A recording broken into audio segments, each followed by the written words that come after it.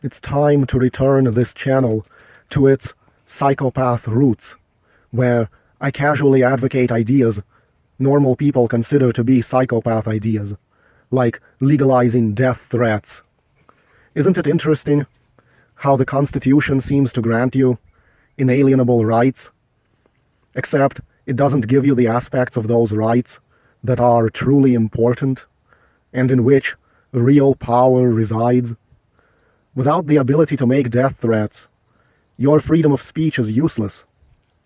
It's easier to enslave people when they believe they are free, and being able to openly criticize puppet politicians makes people feel free, but it doesn't actually give them any power over those politicians.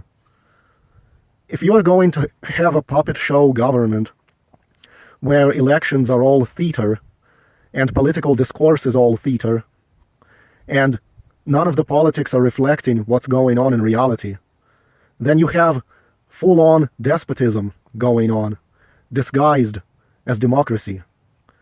They knew that allowing people to vent will keep people calm and docile. This way the populace can be managed in a manner similar to how psychiatric patients are managed. Why act if by talking you can get all the frustration out of you and maybe even come to terms with the things you don't like? This way, by allowing people to vent, they can stave off a violent revolution by the masses. To accomplish something in this world, you don't actually need to convince the average people that you're right. It's the police that you have to somehow convince to stay out of your way. A terroristic threat or blackmail is the only part of speech that would give your speech any power. Imagine if every citizen was free to threaten anyone or any part of government, just phoning in death threats to every politician and government agency with impunity, conspiring openly to commit a coup. Just imagine the stir that would create.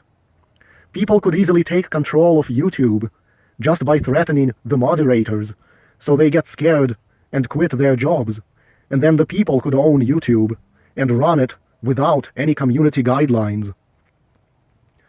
Imagine if we could all sit around and think up the most depraved ways to kill people, and then write out letters describing how we're going to do that to those we don't like, and then sending out the letters to the victims so they get to read what our depraved imagination has conceived for them and be terrified. Imagine you could threaten to drown someone you don't like in liquid concrete inside a hollow pillar.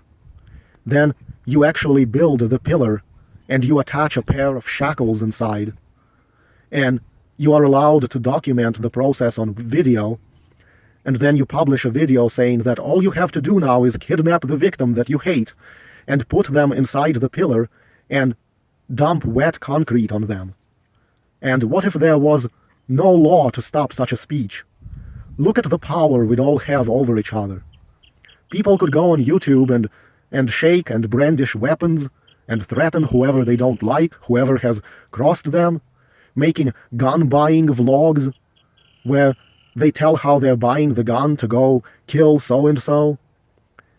Imagine you are poor and you are pissed off that these Masonic business families that live in these Masonic neighborhoods have all this money, and you want some of that money so you too can have fun like they do. You could mail them videos of drug cartel killings with captions telling them that this is what's going to happen to you if you don't give me some of your money. I'm not in Freemasonry. I can't create a business or have a business created for me where I sit on my ass and the low-wage workers make millions for me. You could threaten, I'll cut your head off with a chainsaw. But no, apparently that's not freedom of speech. The one aspect of speech that would actually give all of us claws and teeth.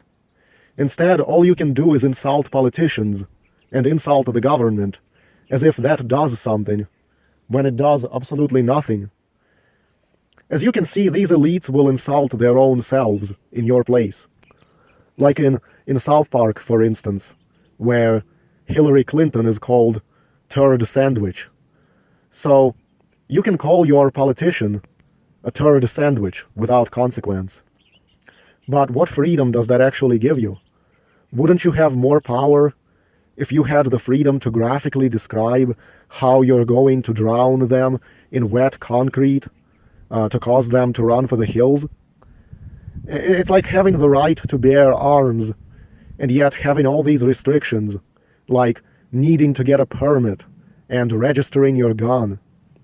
That takes away the power of your gun as well, if the government knows that you have it.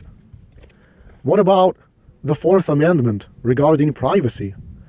Technology nullifies that.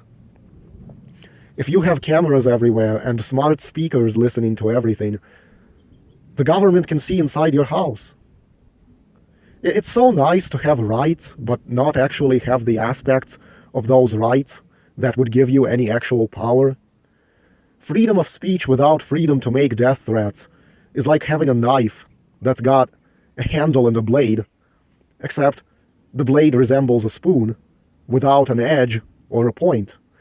So if you have a piece of butter, you can still cut it, and you could stab it, and thus technically it can be referred to as a cutting implement, and therefore a knife. But that will not work in situations where one actually needs a knife, where you need to slice or puncture something harder than butter. Every one of your constitutional rights is like a Nerf gun instead of a real gun. The Constitution is just another window dressing thing, just like everything this cabal offers that appears to be good, but it's all just window dressing.